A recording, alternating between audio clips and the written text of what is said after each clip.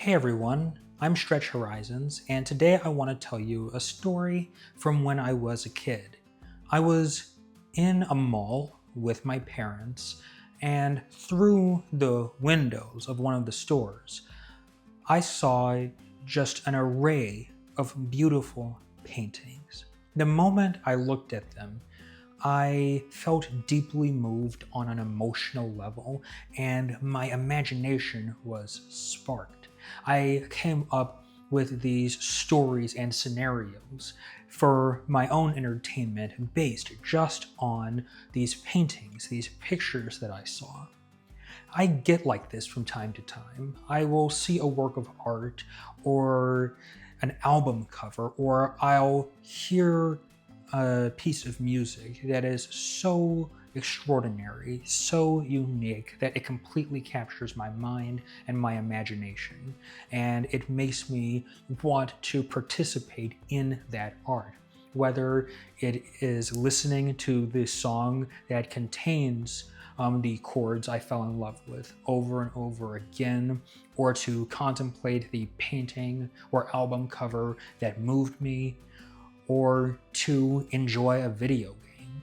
So, considering the types of narrative substance of Expedition 33, if you know, you know, no spoilers, I feel that that memory makes sense.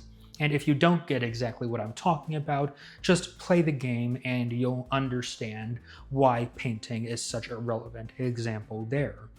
Expedition 33 is a game that I played and reviewed recently and enjoyed quite a bit. And in my review, I said in so many words that it was going to have to deal with some pretty intense competition from other great games that are going to come out this year.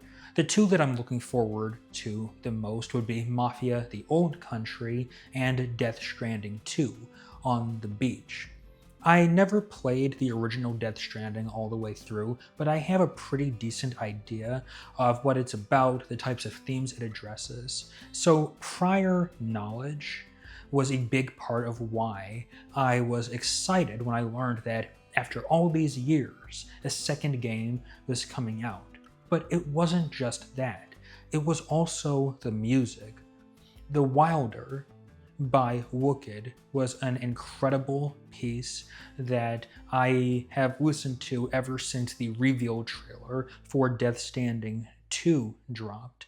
And it kind of made me feel that way that I get on those very rare occasions when art is deeply moving, that it makes me want to engage, or rather, when an aspect of art is so deeply moving that it makes me want to engage with the larger work of art on a deeper level. And I think it's appropriate to mention this because of the impact that music had on me choosing to play Clair Obscur Expedition 33. If you're familiar with my review of that game, I was deeply moved by the quality of the music, so much so that it was the deciding factor in me choosing to get that game. So, whereas mystery and star power and the raw excellence of the music itself is what drove me to Expedition 33, prior knowledge, as I've said, is what really moved me toward being interested in Death Stranding 2, and music is what put it over the top. Although, again, Wookid's contributions there are amazing. So, I think that each game has played to its strengths, or rather is going to play through its strengths with regard to Death Stranding 2. I'm super excited for that game. I have kind of a packed schedule on multiple different levels, so it will probably be a while before I'm able to review or incorporate any analysis from that game into any of my future projects. But rest assured, I will get around to playing and talking about it at some point as my schedule permits.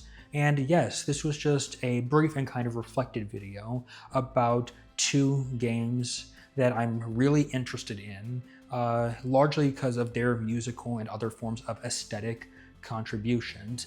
Expedition 33 was fantastic, and I highly recommend it, as well as the soundtrack that accompanies it, and I am excited to see what Death Stranding 2 has in store. Have a great day, y'all, and bye-bye.